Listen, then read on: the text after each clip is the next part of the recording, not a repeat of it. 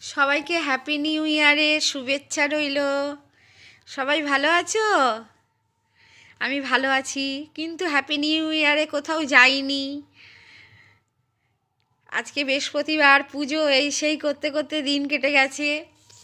সারাদিন কাজ আর কাজ, কাজের বাইরে কিছু নেই। এখন এই দেখো আমাকে টুপি টুপি মাথায় দিয়ে আমি বিছানায় এসছি। এখন আমি শুয়ে পড়বো, বুঝলে? তোমাদের সবাইকে একটা ছোট্ট ব্লগ দেবো বলে আমি এখন এই ব্লগটা করলাম। আর এই দেখো আমার সোনা তো রয়েছে দূরে, আর ওর বাবাও শুয়ে পড়েছে।